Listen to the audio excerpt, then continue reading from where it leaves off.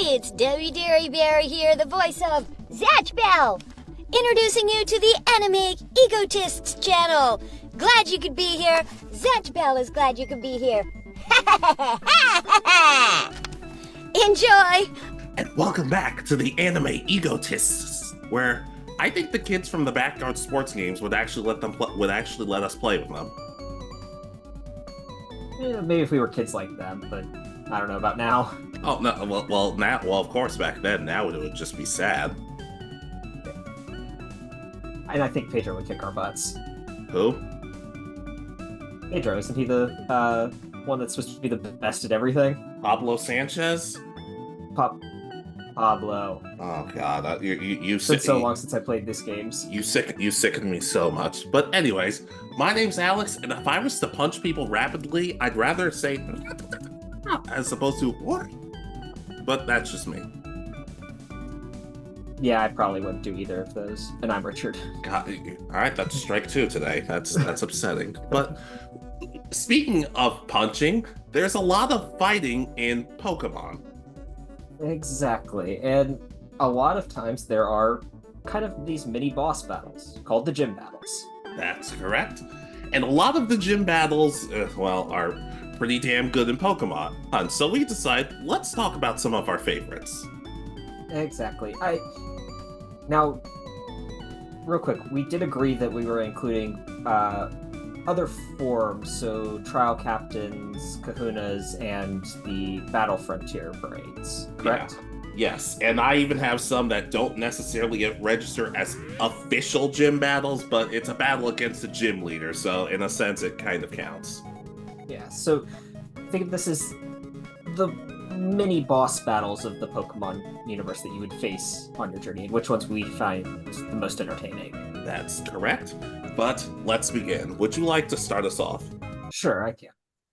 So I'm going to start with one of my earlier ones from the series, Ash versus Blaine. This one, I'm kind of counting both. I really enjoyed this one growing up. Okay, proceed. So this one's just entertaining for the fact that of where it takes place. It takes place in a volcano to start.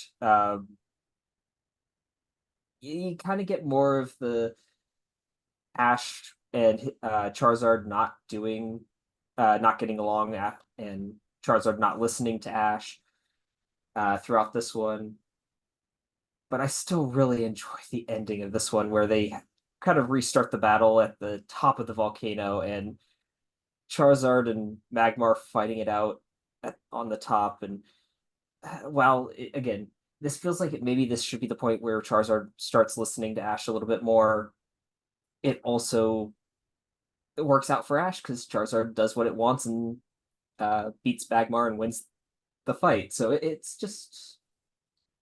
one of the few gym battles that feel like in that first season Ash actually wins the gym badge, even though he doesn't have Charizard winning. But isn't this technically isn't this technically the Pikachu aim for the horn battle too? Yes, which that part is a little, not great. But I'm just saying, you gave Thunder Armor such a hard time, but you're like, oh, aim for the horn. Oh, it's great, it's perfect. This one I mainly put on my list because of the location. It's just, I can't think of a better gym battle location in the series. This one takes place legit in a volcano. And in your defense, there are some battles that are on my list purely for the location. But yeah, I do, like I said, though, I think Blaine should probably be going to jail because somebody could die in that mess. But this battle does have a unique charm to it that I don't think I'll ever fully be able to explain, but I still enjoy it. I feel like even lapsed fans remember good things about this battle.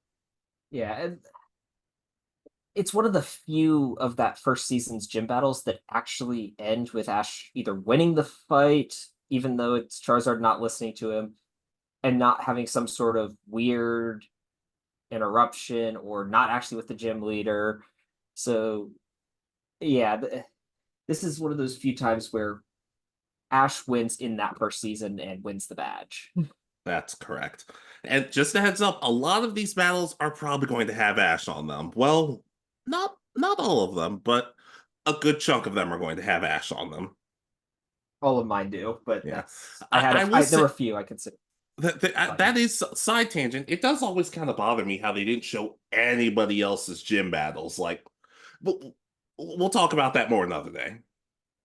Yeah, you get like people leaving the gym. I know I remember Gary leaving a gym and Paul leaving a gym, and but having just won their badge. Yeah, I also remember Barry leaving, but I don't even think the battle had happened yet. I think he was just running off because nobody was there. I don't know with Barry. I think I know which one you're talking about. Yeah. Yeah, but I can go sign Ash versus Blaine, ridiculousness of the volcano, and aim for the horn Messiah. It's still pretty awesome. Yeah, this is it. Just the location makes this one really entertaining. If you've never watched the original series, this is one of those episodes to go. Oh, I think it's a split between two episodes because it's technically two battles. So go watch this one or these episodes if you have a chance. I agree. All right. So your first one? Ash versus Pryce. Okay. All right, so in the Johto League, Ash goes up against the Ice Gym leader, Pryce.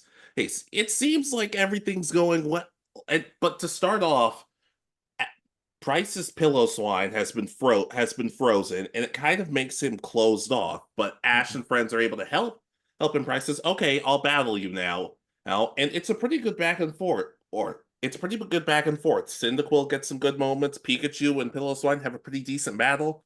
Well, it obviously gets into moments where Pillow falls into the ice, and then Pikachu uses Thunderbolt. It's like, oh, it's wet, so the electricity is more powerful. But I also like how in the battle it kind of seems like a lot of people like Misty, Brock, and even Pryce are like, I don't know if Ash knows fully what he's doing, but no.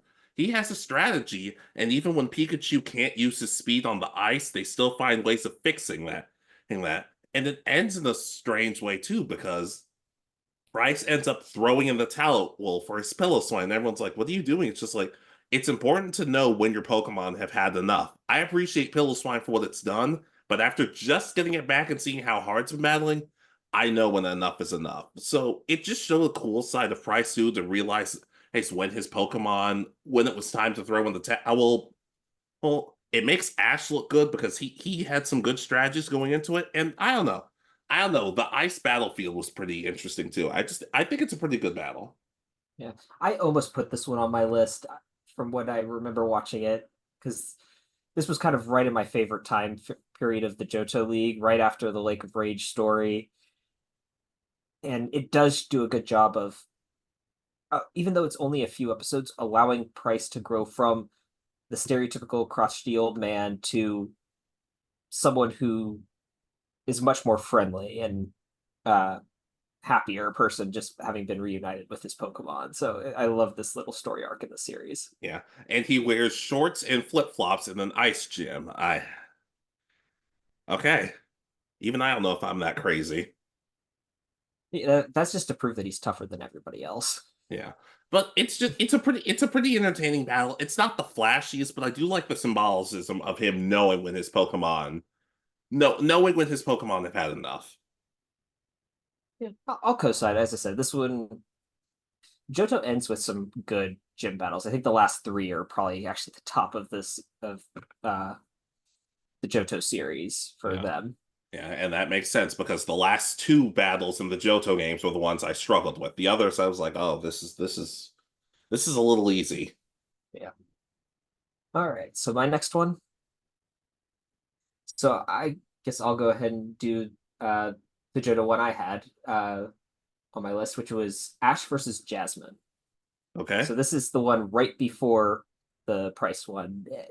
Uh, this one is very simple. It's just a 2-on-2. You get a nice kind of back and forth to start with Pikachu versus the Magnemite. But the real best part about this one is the ending with Cyndaquil versus her Steelix. It's literally the giant overpowered rock snake or steel snake at this point versus the little fire mouse Pokemon. And you've got Steelix that's using Dig and Sandstorm to avoid all of Cynical's attacks that should be super effective. And this kind of starts showing that personality Ash really develops throughout a lot of the advanced generation of using weird tactics and changing moves up and stuff. Because he uses Flamethrower to pretty much turn the Sandstorm into a fire tornado and knock out the Steelix. And it gives Cyndaquil, who up until this point really, it's had a few good victories, but this is a great point for Cyndaquil to shine. Yeah, I can agree. He had a lot of ridiculous strategies that started around this point, but I do agree, especially since I've always really, really liked Steelix, and I've always liked Jasmine. I feel like I'm one of the few people who actually do. So this type of battle, I don't know, it was really cool for me. Yeah, it's very simple because it's literally just a plain gym. It's very similar to how it appears in the games, where it's just kind of there. There's no major details with like rocks or anything or looking like a dojo. It looks like almost like a factory, but that allows you to focus more on the battle itself. And even in the older animation style, it still looks pretty good in my opinion. Yeah, I agree. Especially considering Cyndaquil's always been one of my favorites. That helps me like it too. Yeah, well, I'm again more of a fan of Totodile. I still love Cyndaquil. It's one of my favorites as well. Every time it seems like there's a game, it always either has Totodile or then it ended up with Rowlet, who was my favorite from Gen 7. So I haven't had a great game where it's like that's easy to pick for me. Yeah. Yeah, but I can still go. It's a very simple battle, but sometimes simplicity is best. Exactly. So your next one? All right, so let's see. Here we go. Oh, Ash versus Noland in the Battle Frontier. Okay, this one was on my list, so I'll move it to one of my backups. All right, so one of the really interesting things about this battle is Ash brings back his Charizard after all this time, and Noland uses Articuno, and everyone's like, "Oh, Noland, you called Articuno?" And Noland's like, "No, it's just a friend of mine, and it doesn't belong to me though," which I think is just a really interesting dynamic. And I'll say Noland's a lot cockier than I remember him being, but not to an obnoxious level. He kind of feels like a little more of a grown-up Ash in a sense, but he's still a nice guy. Hey, and there's no Team Rocket interruption. They drop in right before the battle and they get sent off, but they still have a battle. And before it, Ash and his Charizard are flying around and they're training a bit. And Ash realizes Charizard's learned a new move. It's learned Overheat. But it's not the end of the battle. The battle lasts the whole episode, which I do love, of even if it's just one-on-one. And I just think it's really cool because even after using Overheat, they're like, hey, Overheat gets worse and worse the more you use it.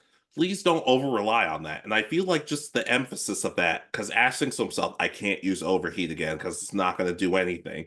And yeah, it ends with Seismic Toss, like a good 90% of Charizard battles do, but it's just a really cool battle because Ash Charizard is the underdog, but it's against a legendary Pokemon. It kind of makes sense. It's just a really cool battle. Charizard ends up winning. I just really like it. I can definitely cuss on. As I said, this one was on my list to be one of those that I may have brought up, and I still love that it's that part about Articuno being just a friend and kind of more of a partner, but not uh, captured by Nolan. And I just like the idea of that. And this is kind of that first taste of that. We get it a little bit in some other seasons, but this is the first real one where it's like, yeah, no, we're friends. I'm not necessarily need to capture it. Yeah. There are a lot of, in hindsight, I think Battle Frontier might be the season I really need to go back and watch because I remember a lot of really good battles there.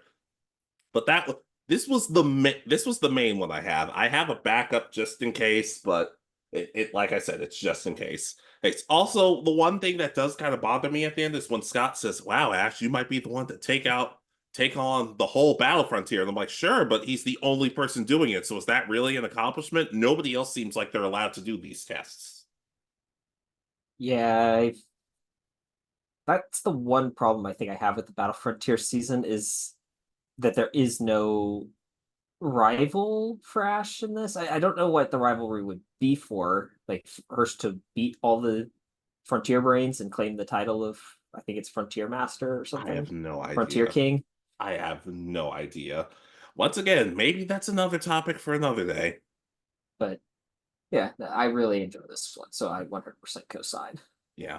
Yeah. Like just when Charizard is used like this, I am a much bigger fan of him.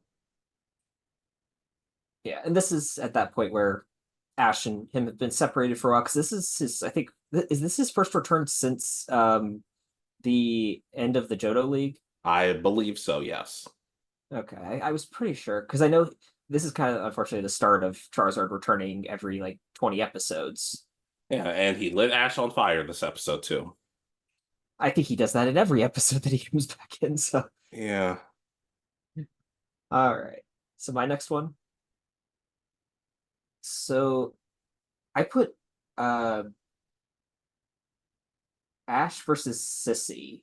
So this is the one of the Orange Island battles. Oh Lord, I didn't even recognize that name. Yeah, so since we were counting anything that counted as kind of a boss battle, I counted the Orange Island ones, and these are kind of a precursor to the island challenges and stuff that you see in the Ultra games and stuff. And uh, hers is first a shootout between hers, oh God, what's it, Cedra and Ash's Squirtle to first knock over cans, then it's skeet shooting, and then it ends with a surfing race between her Blastoise and Lapras. And it's just fun and different because it's not a full battle, but they're still using their skills. They can still use their different moves. Squirtle and Cedra are using Water Gun for the shooting, and then technically, I guess it's Surf for Blastoise and Lapras, but Lapras also uses Ice Beam to form a resistant path. It's just a fun, different change of pace version than what we were expecting, because everything had been battles up until this point. So this is kind of the first taste of something that wasn't just battles for Pokemon. Yeah, I'm not gonna lie. I'm not gonna act like I would have loved this in the video games per se, but for like an episode or two, especially with how short the Orange Islands were, I'm okay with stuff like this. I don't know if I'll ever go back and fully just immerse myself in the Orange Island stuff because to me it's just there. It's fine. It's nothing horrible. It's just like I don't really get a kick out of much of it, but I remember certain battles, and this one wasn't bad from what I remember. Yeah, I there's this one and one other one from the series that are the gym battles that I remember really enjoying. The other two are just okay, and then I really enjoyed the multi-episode finale. I think it's the leader is Drake, I think is his Yes. name, and I love that 6-on-6. That's a really good set of episodes there. I would have loved it more, but I remember Team Rocket showing up and interrupting it. And look, I love Team Rocket, but them interrupting like gym battles and stuff, just it never feels right to me. Yeah, I kind of understand like when it's contests, especially if it's the ones where Jesse gets eliminated early or something. I can it's like, okay, she's just trying to get revenge for being eliminated so early. That sort Yeah, of thing so feels. it makes a little more sense there. But here it's like yeah. But as I said, I really enjoyed this arc, even though it's weirdly different from everything else. Yeah, yeah. I do remember one guy who had like the 15th guy who had a crush on Misty. He was one of the gym leaders. I'm like, huh, he's a lot taller than her. How old is I don't want to think about that. No, and that's not on my list because No. that one is there's that part, and then if I remember correctly, it's more or less focused on that one's a water target battle down a river or something, if I remember correctly. Something like that. And he says, "You're a lucky guy, Ash." He's like, "What are you talking about? You'll see someday." I'm like, "No, he won't. Yeah. He'll be 90 and he'll still be this dense." Yeah, probably. I can co-sign though. Not one of my personal favorites, but it is something different, so I can acknowledge that. Yeah. All right. So your next one? All right. Ash versus Olympia in XYZ. I think this one was the end of the XY series. Okay, XY. So yeah, I I just co-sign. I just feel like between like the battle with Ulrich is after this, and I feel like it kind of overshadows this one. It's just a really cool battle because Olympia is able to see into the future as like all psychic trainers can do, I guess. And it's just a really cool double battle between both Meowsticks, Talonflame, and Frogadier. And despite Frogadier being the one who it's like, oh, I sense great power from you and all this backstory, it's kind of the weaker of the two. Like Talonflame carries the load in a good way. Like Talonflame gets to look good. It doesn't get overshadowed. And I love the kind of space atmosphere they have and the camera moving around. Mhm. It's a really when I first saw this battle, I don't think you would caught up. I don't remember if you would caught up with me or if I was just watching at home when we were on break, but I was loving this. I was really engaged the first time I saw it. The one thing that kind of sticks out to me though is whenever they use Future Sight, Pikachu tries to gauge it with its tail and let Ash know. I'm like, huh, Pikachu's not battling, so that kind of feels like cheating. But I'm like, the rest of the battle is so good, I kind of don't care. It's just a really cool battle with an awesome atmosphere to it. Yeah, this is one of the battles in this that really shows off the, I guess, dynamic camera that they kind of started using for this series, uh, where you get that actual like 3D motion in a 2D cartoon, and it looks really good here because it's with the space theming and all that. I do really remember enjoying this. I think we saw it together. I'm not 100% sure. It's This would have pro- been right at the point when I was catching up with it with you. So it's really hard to say whether or not this is where we saw this one together. I know we saw all of X, Y, and Z together. yes. So this would have been, I think, as I said, right at the point where I was catching up. Yeah. And heck, they even have a build up to this battle too, because several episodes earlier, they meet up with Tierno, Trevor, and Shauna, and Ash says, Tierno, did you challenge the Olympia? It's like, yeah, I did. I got beat. And Ash is like, and everyone's like, really? What happened? How was the battle? And Tierno kind of gets serious and looks like he's like, it's it's kind of hard to say. And Ash does this whole, oh, don't tell me, I'll figure it out on my own. But I don't know. It kind of made things a little more interesting that Tierno's like, I don't even know. I couldn't even describe the feeling even if I wanted to. Yeah, I don't remember that part, but there are some really interesting things because I was actually, when I was doing research for this video, I was pulling up different videos and looking through stuff, and someone points out that there is a single scene where like Frogadier gets a reflection in the fog or shadows in the fog, and it actually resembles the Ash Greninja later. That is correct. Well, the main reason the Tierno thing kind of gets overshadowed by a lot of fans is because immediately after that, it's revealed Shauna knows Serena likes Ash, and that's what people focus on. I'm like, can we support Tierno during this time? He doesn't seem really poor guy. Yeah, yeah, there feels like they may have needed one less of the supporting cast and allowed each one to shine a little bit more, get more Or if they focus. just did more episodes based on these three, because I like Tierno, Trevor, and Shauna. They're likable characters. It's just I don't know. Yeah, but I'll co-sign. I do really enjoy this battle, and as I said, it's one of the best ones. It's definitely, it might be the best of the gym battles when it comes to how it was drawn with the dynamic camera. Yeah. Also, I love double battles in gym battles. I think that when they're done poorly, they're awful, but when they're done amazing, done well, I can't take my eyes off of it. Yeah, exactly. All right.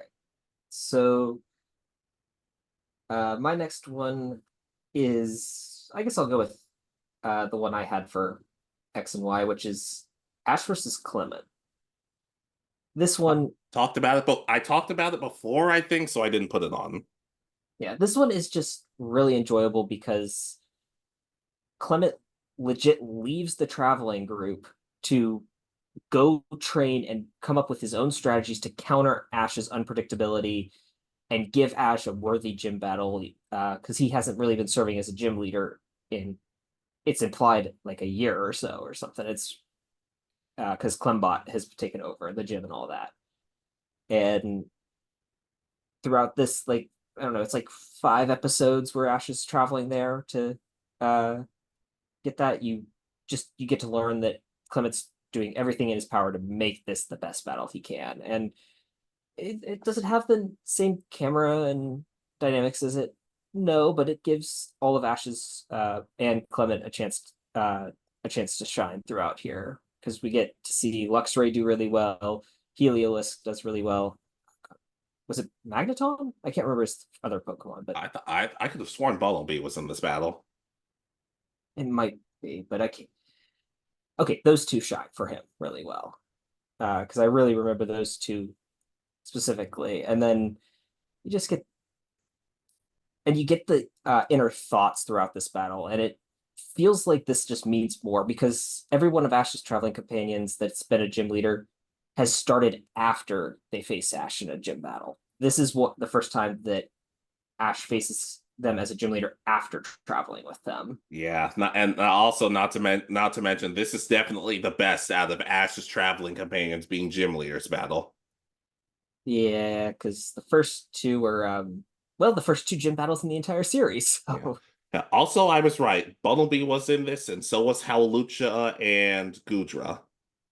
Yeah, I remember Gudra because this is like Gudra's big battle in all honesty for the entire series. He comes back in the Kalos League, but this is Gumi has evolved very quickly from Gumi to its final stage, and it's just this is the only real big battle from what I remember that it gets before it goes on its to protect that forest park thing. I still don't know how I feel about those episodes, in all honesty. Yeah, there are some disappointing episodes in the XY era because it feels like Gumi was like, or oh god, what's its final stage? Gudra. Just like Gudra is the really should have been a long-term member of Ash's team. Yeah, but then we got Noivern, and I really liked Noivern. True. I Yeah. wish Noivern had come in a little earlier, but still. Yeah, but I especially love Serena and Bonnie. They don't feel like distractions during this battle. Like they both want both of their friends to succeed, and I guess Bonnie's brother to succeed. And there's a really cool moment at the end where they all decide they're going to be a family to forever, despite the fact that the four never fully reunited. But it's still cool. It's a touching battle, and even in defeat, Clement, you could tell how much Clement grew. Yeah, and it's nice to have a battle that feels so climactic for a friendship not end with Clement just staying as the gym leader because I didn't think that was happening. I kind of knew it wasn't going to happen, but it still felt like this could have also been like the big goodbye at the end of the series as well for him and between the two of them. Yeah, I think you and I, in particular, Clement has a special place for us. Like I like he's I love Serena. She's awesome, but I think you and me are like Clement is the man. I love Clement. Yeah, he felt I don't know how to put it. He was kind of almost like a not twin, but more closely age related someone to Ash by comparison to like where Brock felt like and Misty felt like older siblings almost to Ash. He feels like he could be the exact same age, just the super genius twin brother or something. Yeah, I don't know. He just felt very relatable. Also, he's camera shy, which I don't know if you're how you're camera shy on the TV show, but go for it.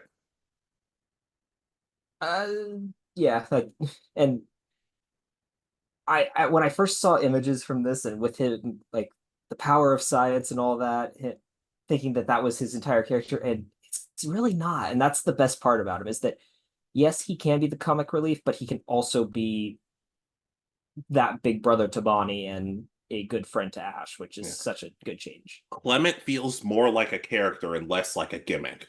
Exactly. Yeah. But I can co-sign. All the same goes for Bonnie too, but this isn't her video. I'm sorry, Bonnie. Yeah, she starts out better than Max's original start did. We'll talk about Max a little bit later. Okay. But I can co-sign. Ash versus Clement. Awesome battle. Yep. All right, your next one. All right. I promised some non-Ash battles because as much as I love Ash, well, unlike the internet, I'm kind of sick of talking about him sometimes. Red versus Giovanni, Pokemon Origins. Okay. All right, so Giovanni, the head of Team Rocket, Red, the not so silent protagonist in Pokemon Origins, they go up against each other at Silco, and Red gets destroyed by Giovanni. And it makes Red do a lot of thinking. And when he finally gets to Viridian City for his gym battle, well, and he sees he's going up against Giovanni, there's still tension between the two. Red hates Giovanni for causing all this pain and seeing Pokemon as nothing but tools rather than friends and partners. But the kind of interesting thing is right before this battle, you see Giovanni have like a set of Pokeballs, but he retracts them and out pops some Ultra Balls. So he's like, there was a kid who came by here earlier by the name of Blue, who I respected him and I fought him as a gym leader. I don't feel the same way about you. And he sends out a Rhydon. And he sends out what Rhydon, Rhyhorn, those are the only two Pokemon he uses this battle. Oh, but it's Red getting demolished for the most part, but he's still fighting. In the fight feels a lot more dangerous. Like, holy crap, some of these Pokemon might actually be getting seriously messed up. But it's just cool to see, and we see Red's Hitmonlee stop. And one of Giovanni's Pokemon crash out afterwards. And the Pokemon that he was making fun of the whole time, named Charizard, is the one who finishes off with, once again, Seismic Toss. But throughout it Red says, I'm going to keep fighting because I believe in my Pokemon, they believe in me. And Giovanni kind of thinks to himself, wait a minute. The way he's throwing his Pokemon, the way he's battling, I used to be like that. I used to have fun with this. And it's revealed that Giovanni had a Charmander at one point, and he thinks, when did Pokemon become just about money? When did I stop having fun? Because there are times where he says, you're disappointing me. Like, this kid's disappointing me? I expected more? What's happening? But Red ends up winning, and Giovanni tries to give him the badge, and Red says, I don't want a badge from the head of Team Rocket. And Giovanni says, very well, then I'll give you a badge as the leader of the Viridian City Gym. From this moment on, Team Rocket is disbanded. And it just shows that Red has this effect, and he has grown since the start of the series. And this is so much more interesting when Red is a three-dimensional character as opposed to silent protagonist. I don't know. So after just having gone back and watched it, I was like, holy crap, I love this battle. It's one-sided for a good chunk of it, but I still love this battle.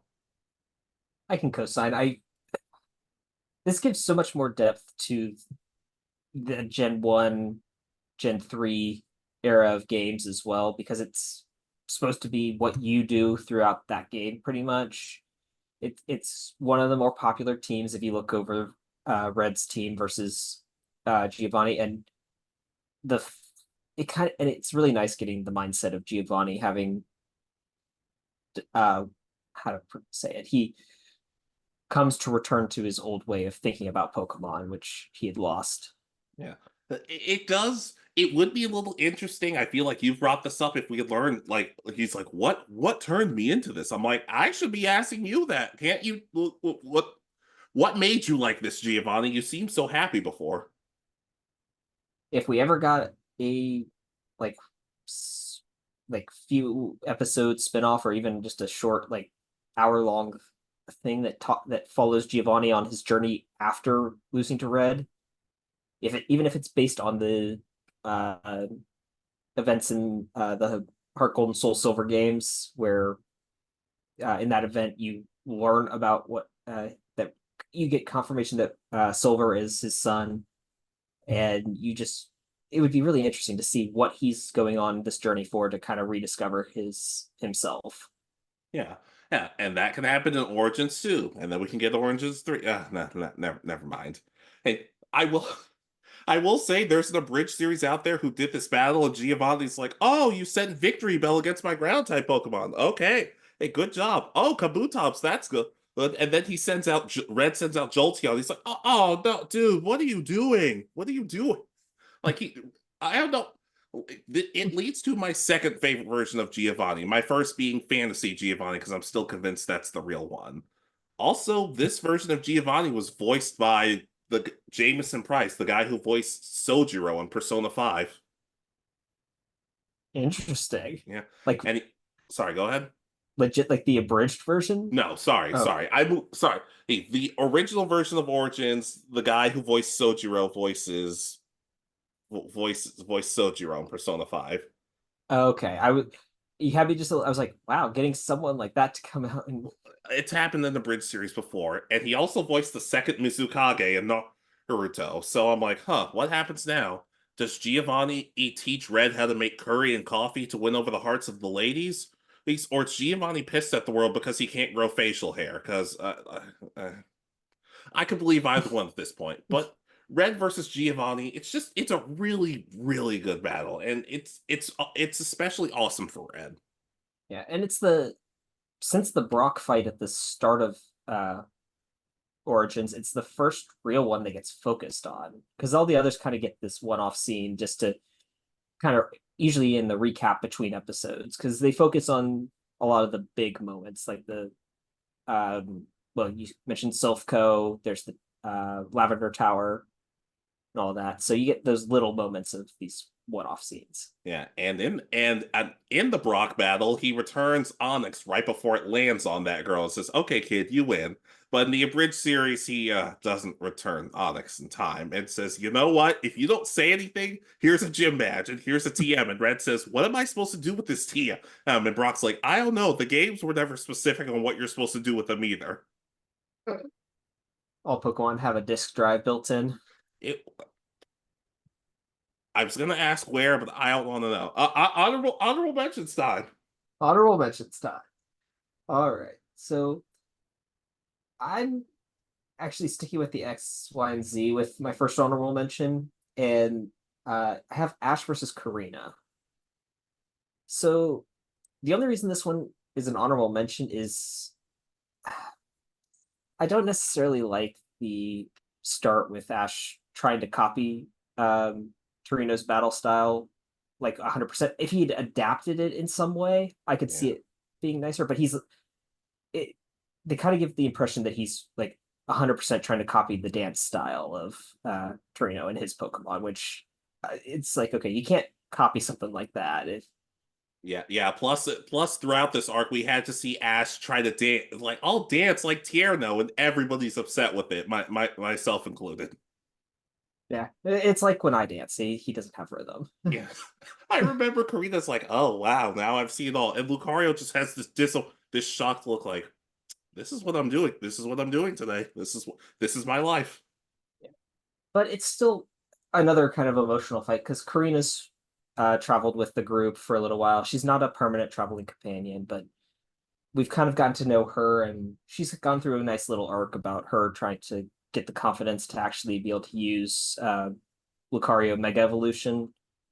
And this is kind of the great climax for the entire story to end with her and Ash having this epic battle. And this is kind of the first big battle with Mega Evolution in it, if I remember correctly, in the series. Well, so, more or less. fully controlled and for Ash to face a Pokemon that's Mega Evolving, I think. If I remember correctly. He probably got Mega Evolution 2 years too late, but I guess 2 generations too late, but yeah. Yeah. But yeah, it's just a really enjoyable, overarching battle. And again, a nice kind of send off to Korrina because we don't see her really again except for I think she's watching the Kalos League, and then we get her back in Journeys, and she kind of loses like 3 times, and I don't love that. I don't love that in particular. I do like that she's good friends with Bede. Yeah, B kind of scares me though. It's just so funny that Korrina's like, oh yeah, we're actually really good friends. We're actually very similar in personality. It's like, no, you're not. It's just like, yeah, that's right, Rio Loose Trainer. I've told you it's forget it. I'll be gone. I'll be gone next year anyway. It doesn't matter. I'm retiring finally. It's like Tom Brady, a year too late. Yeah, but I don't know who's caused me more pain throughout the years, Ash Ketchum or Tom Brady. I'm not quite sure. Knowing you, it's probably Tom Brady. I don't know. Tom Brady I don't love the guy, but he does have a smile that makes me think, okay, like maybe we could talk about dogs or something. Like I don't know. I don't trust Ash Ketchum. Yeah, it's true. Yeah. Uh, Then Want again, us to talk about football? Let us know. People have said they want us to talk about Teen Titans and other anime adjacent stuff, so the football's not out of the question. Oh, okay. There's some ideas there. Yeah, but Ash versus Korrina, the arc itself is awesome, but the battle itself is really good too. Yeah. All right. Your first honorable mention? All right. Ash versus Roxie, black and white. Okay. I don't look when I first saw this battle as a kid, I don't know why I was so into it. But maybe it's because Roxie was actually built up as a threat, poisoning a good amount of challengers Pokemon. Maybe it's because I just love the idea of a band coming together and playing music. And I especially love how there's a section cheering for Roxie, but there's also a section cheering for Ash. Like it's implying that Roxy's the star of this, but even as a challenger, you're allowed to have support. You're allowed to have some cool stuff. And Roxy was even saying it'll be a 3-on-6 battle. You can use all 6 of your Pokemon. I'll just use my 3. And even then, it's really hard for Ash. Like every Pokemon gets a chance to shine, but it's still a case of like it's a ridiculously close battle. And I don't know. I just really like Roxy's personality. She's cool. Well, especially since she uses a coughing, which Ash uses his Pokedex on, because yeah. But I even have to kind of give credit to Iris and Silent because they both show up with these ceremonial drums and start beating them, and Silent looks over at Iris like, "How? Where in the world did you get that?" You know, fine. And they dress up and paint their faces and stuff. It's ridiculous, but to me, it's a level of ridiculous that's a little fun. That I'm like, it's kind of cute in a way. Hey, the battle's really good. Lavani is awesome in this battle, and I really enjoy it. But Ash wins, gets his 8th badge. It's one of my more favorite battles, even if I'm not 100% sure what it is. Yeah, this is one I place in a weird separate category because it's so one-sided. It is Roxy pretty much kicks Ash's butt throughout most of it, and it comes down to the last battle. I don't necessarily like it being the 3-on-6 style. I would have preferred it being either a full 6-on-6 or limiting them each to that, but it is what it is. Just I don't know, because it makes Roxy feel either okay, why aren't you an Elite Four member? Or because that's kind of how the Elite Four have been portrayed throughout the entire series, is like these every time one's shown up and battled someone, they kick the person's butt pretty much at this up till this point. So maybe Elite Four members don't get to play music during their battles. She's really the champion. It's just she can't play music in the hall. They filed too many complaints against her. Yeah, I don't know though, but I understand your gripes. I do, and even to an extent, I'm like, oh, 6-on-3. I mean, it's different. I'll give it credit, but it is a little weird. Here, it's an honorable mention. Also, I like Roxy. I don't specifically know what it is, but I don't know. I've always kind of had a soft spot for her. I can't fully explain. It's not. Is it the greatest battle of all time? Probably not. Some things about it could be changed, but it's still a battle where I'm like, oh, that was. I enjoyed watching it with my rewatch. Yeah, and I can understand that. And I also think it's kind of interesting because it's one of the few times that Ash doesn't get the badges in game order. So you get him winning it at this is what the second badge of the first of the sequel games. So it's not like he's getting the 8th badge from Drayden like in the original games, or the 8th badge from God, what's his name, Marlin. But you still get to see Marlin, which is great. Yeah. Yeah. I don't know. Oh, I don't know. Like it's not the greatest battle of all time, but I still enjoy it. Yeah, I can understand the enjoyable part. There's just weird things about this battle. I think I'd be really interested to see her show up again in the series and just see if she's just as strong as she was. Because that would have been interesting at Journeys, her coming back with how strong she was supposed to be. And her and Piers do a concert together. I could see it. Yeah. But Ash versus Roxy, it was pretty fun. All right. So my next honorable mention. So I'm gonna go back to the Orange Islands because these are just so unique. But the first two I found were still my favorites of all of them. So again, I talked about Cissy, and then there was Danny. So this is the one where they had to climb the mountain to start the gym challenge. Then it's a race to freeze a geyser. Then they have to carve toboggans and then race down the mountain using their Pokemon. Again, really weird, different, kind of that island challenge vibe that you get from what these Sun and Moon stories are supposed to be, but this one's just a lot of fun, and you get a lot of Ash and his Pokemon having to do these other things besides just battling straight out with against their opponent. So again, honorable mention, I liked the Sissy one better because it felt like races and target practice with their Pokemon are using their moves for legit preparing for a battle in some way. This is a little different, and with the having to race with them for without really using moves in a normal way, it's a little different. I do remember liking this one as a kid. Admittedly, I feel like the closest I've come to rewatching is watching Suede do his Pokemon Journeys reviews videos, so it's been a good minute, but I do remember enjoying it. But I also remember thinking to myself, climb a mountain, freeze a geyser. I'm like, do they have like waivers for this? Because if I get hurt, I'm suing instantly. Yeah, especially because you have to race that toboggan that you had to hand make with your Pokemon down the mountain, and it ends with it's not a like snowy mountain, it's a rocky, hard mountain, and Ash is jumping all over the place in the scenes. I really hope Ash knows a lawyer. I don't know, because with the amount of injuries he takes from his own Pokemon, I'd be bringing that up with the doctor, saying, "Listen, his Charizard burns him, his Pikachu electrocutes him, his Meganium tackles him, just down the list. It's like all this stuff is like happening to him. He's jumped out of like falling vehicles, crashing planes.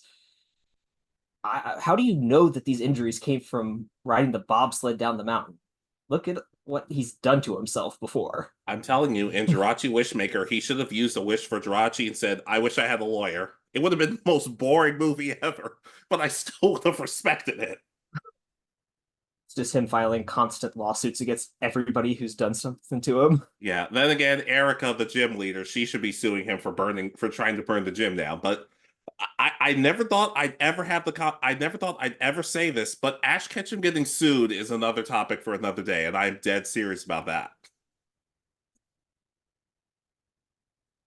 Maybe we need to involve someone who's at least taken some law classes. Yeah, I'll trust me. I have something. It is an answer on a list that we could do, but another topic for another day. But I can agree. This was always one of my more favorite Orange Islands challenges. Ridiculous as it is. Yeah, as I said, it's an honorable mention because it's just so weird by comparison to every other gym battle that you ever hear about in the series. Yeah, I can co-sign. All right, your next honorable mention. Ash versus Roark 2, Diamond and Pearl. Okay. All right, so Ash lost to Roark right in front of Paul and got called pathetic the very first time. But in between, there are a couple of episodes before the rematch of Ash and for Ash training, meeting up with Roark again, and his ace Pokemon Craniados actually evolves into Rampardos. So it shows good progression for Roark, and it's really cool to see. Hey, it's a good battle. Oh, it shows that Ash is actually learning from his previous battle and not making the same mistakes. And it shows Pokemon like Geodude and Onix, which as much as they're not really Pokemon I would ever use all that often. I prefer their evolutions, but it still made them look like really tough Pokemon.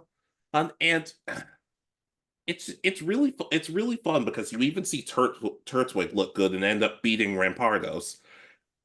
It's an honorable mention because I do have some flaws with it. Like this is the start of Ash using Dawn's strategy where they just spin out of the way. And as cool as it is to see the first time, it gets really they use it a little too often. It gets annoying down the line. And it's also a little weird. It's also a little weird because look, I gave credit to Iris and Silent for their random drum skills and able to dress up in makeup. as I got older, when I'm like, oh, Dawn and Brock are cheering on Ash. That's cool. It's like, oh, Dawn's in a cheerleader outfit cheering on for Ash. That to me, that was so super perplexing to me that now that I got older. But it's still a good battle. Ash wins. It's an honorable mention because of some flaws aside, but it's still a decent battle. Yeah, I'm trying to think with this one. Just it's kind of the normal thing with Ash losing one of his early gym battles. And then coming back in a couple episodes or later in the episode, depending on which one they're doing. So is it one of my favorites? No, and I can understand though it being an honorable mention here. Yeah. I guess I just remember because one of my main things was whenever it feels like Ash re-challenges a gym, it feels like he's the one who got stronger. But this one showed Roark got stronger too. His Pokemon evolved. He changed up his strategy a little bit. It was always just something interesting to me because I'm like, wow. Because we all know Ash is gonna win, but Roark, if anything, got better the second time around. Very true. And I actually have one very similar to this on my list, so that I'm Yeah. Yeah, I'm just saying though, you guys never dress up as cheerleaders for me, so I guess Dawn's a better friend than you guys. okay. See, Then again, I well, it's just weird to me because I'm like I mean I get cheering him on with pom poms and everything, but the outfit's a little ridiculous. Coming from the guy who just said I liked when Iris and Silent painted their faces and got weird ceremonial drums. yeah, because the thing with the cheerleader outfit is it feels like something Dawn would randomly bring with her anyway. I know, but the very first time, I'm kind of with Brock. Brock's like, "What are you doing?" I'm cheering on National. He's like, "Okay." Even Brock kind of seemed like he was like, I don't get it, but I don't get it." Yeah, because he's traveled with so many different of Ash's companions up until this point, and none of them have gone this far out. They've cheered for Ash, and but never to this extent, I guess. He's just like, screw it. I'm not coming back in a couple seasons. It's fine. Let her do whatever she wants. But like I said, it's a good battle. But like I said, it also started the trend of Pokemon in the series spinning out of the way of attacks, and I got sick of it super quick. But it was the first time, so I'll give it a pass. All right, yeah, as I said, I'll co-sign onto this one. Is it my favorite? No, but I can definitely see it being enjoyable and that uniqueness of the spinning out of the way for the first time. Yeah, but most notably for me, just Roark's Cranidos evolving because I thought that was awesome. But that's it. All right, so my final honorable mention. Please. So I have Ash versus Brawly, the second one. Okay. So again, very similar to the Roark battle is Ash versus Brawly. We get Ash ends up losing that first round to Brawly in the actual gym. We go on a little bit of a journey across Dewford Island and all that, and uh, I still remember some of the episodes because I think this is when Jesse and May's Wurmples evolve into Silcoon and Cascoon, and Uh-huh. it's kind of there's some really interesting episodes in here because this is I think also Mudkip joins Brock's team, right? Something like that. But this next one takes place in like a grotto or something by down by the water. Uh, and you get a really kind of good back and forth with Corfish versus the Machop, and then uh, Hariyama comes out and beats Corfish. I think is that what happens? It's been a long time since I've seen this one. Yeah, defeats it, and then it gives Trico a really good chance to shine in this battle because they get because it kind of starts showing Ash using strategy, which he's not done in the series before, and has Trico aim for Hariyama's feet, which had evolved from its pre-evolution Makuhita in the either during the first battle, I think. I don't know. Wait, no, it is. Yes. Yeah. So it's just overall a really interesting one because you get a little bit of that growth with Brawly having his Pokemon evolve, which is again a very rare thing. It's only happened, I think. Is this the only? There are only two times I can think of where the gym leader's Pokemon evolve between battles. I wouldn't be able to list the other times, so I might just have to agree with you there. Well, I think it's the only two times that we see the evolution. There may be like a second, like they run into so and so again, and their Pokemon's evolved. Yeah. I will say though, it also was a good follow up from the previous battle because Ash kind of is a cocky is still kind of in the stages of he's still being cocky, and it's a good send off of it. It's a good way to show that he actually is better. Like the advanced generation did find a way to make him a bit more humbler. Especially when he lost the first time because he snapped at his friends. He did apologize, but it was just a sign that he was growing, and this was the stages of him finally becoming a better, humbler person.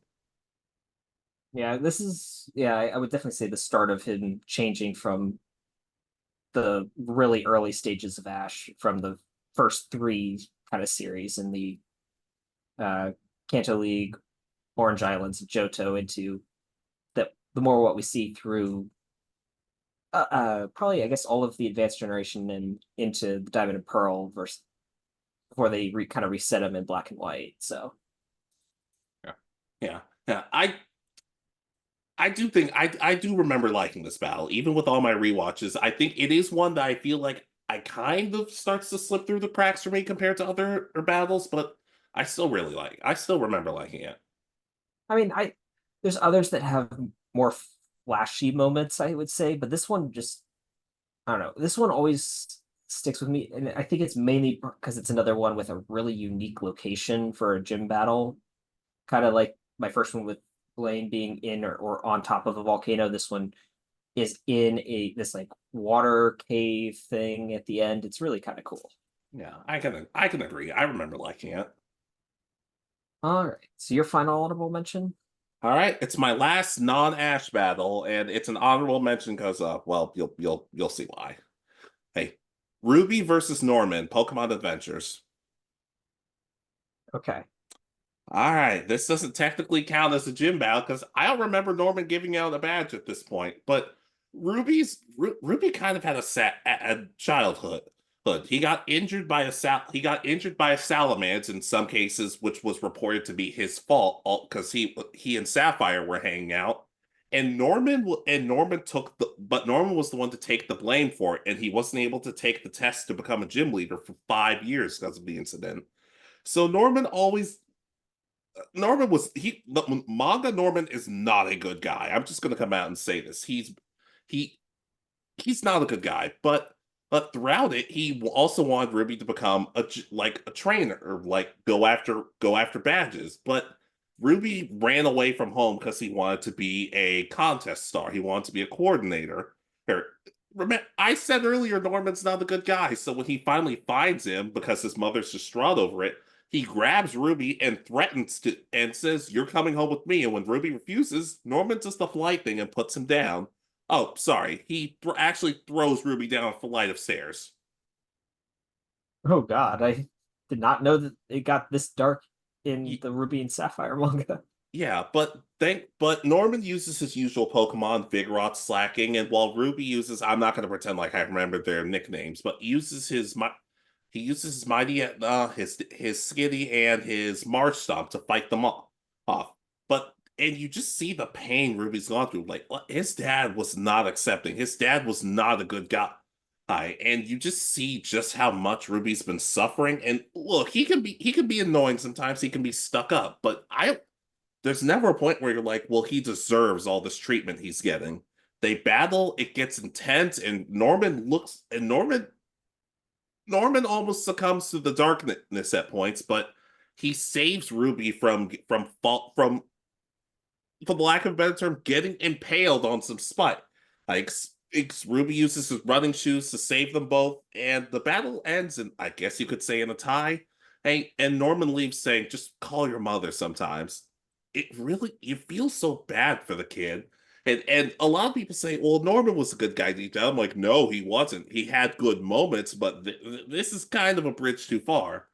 But you really sense the emotion from the battle, and it just makes you appreciate Ruby all the much more. Yeah, it sounds, I guess, unique because it's so different from every other real portrayal of Norman throughout the rest of the series, because he's always kind of portrayed as the dad that's there for their kid. And so to completely throw that on its head, I had no clue about this because I've never read this part of the manga, so I have no clue. Yeah, I knew parts about this, but even I was like, what the? Yeah, I hate this guy. It, I really have no good words for this. No, it's like I said, like, and it gives so much more sympathy to Ruby, especially him being, I guess, one of the more popular characters. I guess people have told me that the Ruby and Sapphire series is universally everybody's favorite, so I guess stuff like this help. I guess stuff like this helps. So it's not for a badge, but it technically is a gym. He's a gym leader, so it technically counts. Yeah, I guess it's God, just how dark this manga gets by comparison to every other piece of Pokemon media. Yeah, that being said, there are moments where it is hilarious. Yeah, because uh, everything I hear, it's like, oh, this happens in the manga. There's no way that happens. It does. Yeah, you should see what they do to Shauna. I've seen snippets of that part of the manga, so I hadn't seen this part for somehow. I don't know how after being a fan of Pokemon for so long. Yeah, but but you understand what I mean though. It's a good way to build sympathy for Ruby and show that he was able to stand up for himself and say, "Look, I don't care what you do to me, but you're not going to treat me like this and get away with it." It was cool. I'll co-sign. I haven't read the manga, so I can't really say much more to it. Alrighty, All right, so ready for my last one? please.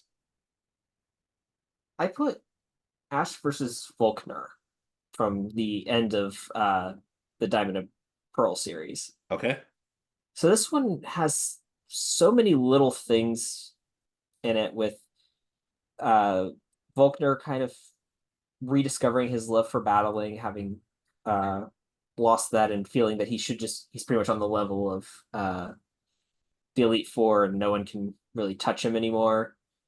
And Ash having to come out and uh kind of save him from that. But we also get like Infernape finally mastering its Blaze ability, which was like over like the last quite part of the series was a heavy focus with it losing control and doing a kind of going into a confused state and attacking indiscriminately, and it finally gets its own control, and that's just such a great moment. And one of the reasons I think Infernape is probably one of my favorite of Ash's Pokemon. I'm not the biggest Infernape fan when it comes to playing. I like the Torterra line better, but I just love it here because it feels like it's one of the few Pokemon that gets its own full personality throughout the entire arc. Yeah, well, that we have to disagree with. I actually love the Infernape line, but I do co-sign onto this battle. It really did show just how much Infernape had grown, especially considering its evolution from Chimchar to Monferno. It took a while. It took a good several dozen episodes, and I mean that in the best way possible. It was really well paced. Yeah, and the oh god, what's his name? The Fire Elite Four member is in the stands watching because he Lint? gets yes, uh, him getting to kind of he's kind of being this impartial fan in the stands. He's not rooting for either team more than the other, but it's such a unique aspect of having that Elite Four member, someone who's supposed to be one of the top five strongest trainers in the entire or in the entire region, just doing their showing out to watch what they view as the one battle that'll allow their best friend to kind of come to their senses is such a unique element. Yeah, and especially when he finally does, and we see him again in Journeys, he's still kind of a serious. He's still stoic, but his love for battling has come back. Yeah, and that's nice to. That was one of the nice moments in Journeys is getting to see Volkner come back and actually be in, actually having not having fallen back into his old ways. Yeah, and I think the very next episode was the episode where Gizmo was stealing the data. So, yeah, yeah. At least we got a good episode with Volkner. This is what Journey should have been.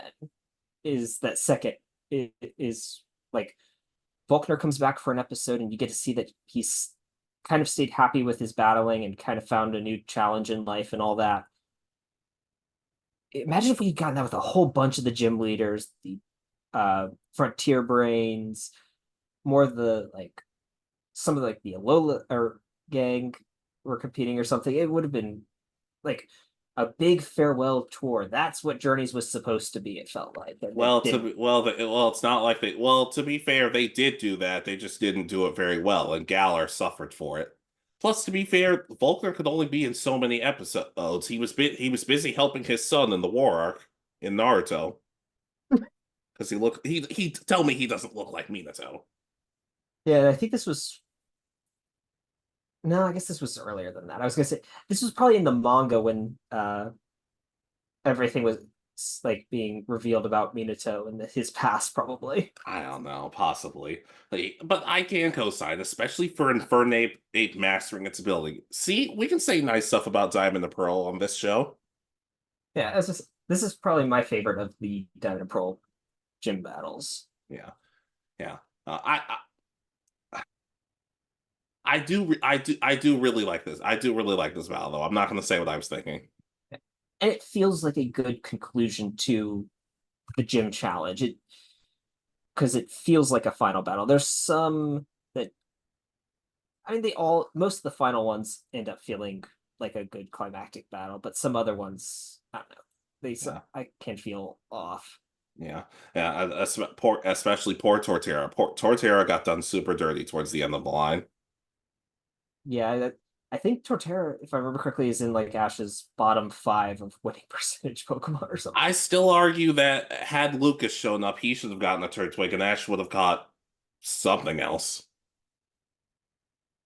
Yeah, I don't know. There's plenty of options in the Sinnoh Pokedex for Ash to have gotten instead of Torterra. So yeah, but I can co-sign. I really do like this battle. all right. So your last one. All right. Hey, gave manga Norman a pretty hard time, so I'm going to give anime Norman a good time. Oh, that sounds dirty. Hey, Ash versus Norman, Advanced Challenge. I'm assuming this is the actual challenge, not the kind of first one, right? Just to make sure. That's why I emphasize Advanced Challenge being the second battle. Okay. I just think this is a really, really solid battle. Well, especially considering it's mostly normal Pokemon from Norman's perspective. And it shows that it kind of shows that Norman can read Ash a lot better than he thinks, because Norman starts off with Slack off, and Pikachu uses it, and Ash uses Pikachu. And Pikachu's speed isn't really enough to stop Slack off, because like it just dodges, it's super powerful. Well, it's a good start to the battle because everybody knows, oh, Ash wants to start with speed, but Norman takes that away and makes him think. It gives Torkoal a win for like the first time ever. And I just love the style of it because each Pokemon feels different. Slack off is very slow, lethargic, but very sneaky. Vigoroth is just full force, and Slacking is it's kind of a mix of, oh, if you're not doing anything interesting, I'm not going to do anything. But the second you start to wake me up, I'm going to smack you down. And it's a really cool battle, especially from Grovile's perspective, considering he's the one who hits the final blow. Oh, it's a really interesting, cool battle, and it's been built up. And look, as much as I love this series, with all the trash the people of Petalburg City had been talking, I was rooting for Ash in this. I was like, Ash, I don't always pull for you, but you win this one. I got your back.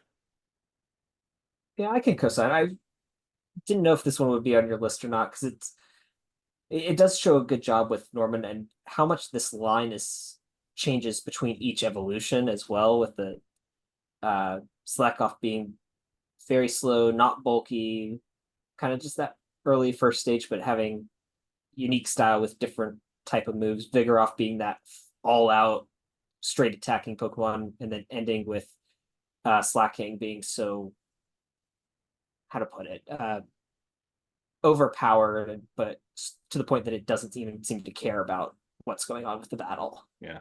And Grovyle finds a way of waking it up, and that's when the battle still gets kind of scary because it's like, oh, we woke him up. Oh, we woke him up. That's not good. But I don't know. The commentary from the side doesn't feel too bad because I feel like it's just enough. Brock in particular has some good lines. Caroline, I think that's her name, has some good stuff. And of course, it ends with Ash winning, but Max isn't happy about it. And admittedly, when I first saw this, I didn't like it, but I kind of get it now. How Norman was Max's hero, and seeing him lose kind of shook him up. But they told him at the end and kind of scolded him, saying, "You could learn just as much from losing, maybe even more so than you can from winning. There's a lot more to this. Even as a gym leader, sometimes losing is going to help you." And it's a good shift for Max because he was still making fun of Ash at this point, but it was at the point now where he was starting to respect him a lot more. Uh, doesn't this one end with Max so upset he steals the gym badge and runs into like their terrarium or something? Yeah. Okay. I don't know what made him think they weren't just gonna like unlock the door at some point, but they had to make him get him to come out on his own, I guess. Yeah, I can definitely though agree. This is a good one for Grovyle, especially because it kind of shows that Ash has got another kind of ace Pokemon. I'd be really interested because a lot of people don't talk about Ash having about Sceptile being one of Ash's ace Pokemon from by comparison to like Infernape and Charizard from the other series. Gee, it's almost like this series gets slept on, but to a certain extent, I think it's also because, like, if anything, I feel like Swellow won more battles than in Sceptile. Swellow was like sneaky powerful. Yeah, but it just can. Ash always had the regional bird Pokemon, so him having Sceptile being the like legit ace, fully evolved starter Pokemon from the generation, it's kind of became tradition at this point, because except for Johto, he never fully evolved any of them. Nope. Oh, but I don't know. I just like it because it's especially something for Max because he grew to respect Ash down the line. Now, how they got out of Petalburg City alive with how horrible that city is, I'm not entirely sure. But it shows just how much a fan base could be really strong for their gym leader. Yeah. I would be rubbing it in the second I left. I'd be like, hey, all of you can suck it. You'd kind of do the same thing like with Nami leaving for village at the end of the Arlong arc. You'd steal all their wallets and then drop them to reveal that you stole everything. Yep, and I'd be like, hey, Team Rocket, you were trying to steal all this stuff earlier, and for some reason they stopped you. Here you go. Just take it. Maybe you guys can actually eat tonight. Oh god, I forgot. This is probably the height of them being like starving. Yeah. I also remember this cute moment when Torkoal beats back off and then starts crying, and Ash is like, oh, come on, just wait till we win. Wait till we get the badge, and then you can start crying. And I'm like, that is adorable. Oh god, and I forgot how much Torkoal doesn't really win in this series, unfortunately, because it feels like it does some serious damage throughout the entire part, but it just never managed to land that final blow most of the time. And then it tried jumping in the water to save Spoink's Pearl. I'm like, Torkoal, I appreciate it, but like, I love you, Torkoal. It's got such a unique personality for one of Ash's Pokemon. Everybody did, but I don't know. I feel like even with this series being slept on, everybody loves this battle, so I wanted to throw it some love. All right, but I think we're ready to wrap up. Let's do it. All right, so ladies, gentlemen, anyone who identifies differently, what are some of your favorite gym battles or boss battles in the Pokemon anime, manga, or side series, whatever? Yeah, and are there any that you were really surprised we didn't put on our lists? Like, I tried to get as many from different regions as possible, so yeah, I know a lot of mine were on the same the same regions, but these were just the ones that felt the most unique to me. So yeah. I'm gonna be honest. If you're wondering what are we doing for contest battles, I don't know if we'll do a list, but maybe we'll do something a little different. it's been so long since I've seen most of them. I'd have to go back and watch all of them to get a fair view of them. And to be fair, there are some pretty bad ones, but that's another point for another day. Hey, just let us know. Be sure to like, comment, subscribe, and let us know what you think. Be good to yourselves, be good to each other. We'll see you next time. This has been Alex. And Richard. And you have been listening to Anime Egotists. Good night, and peace easy.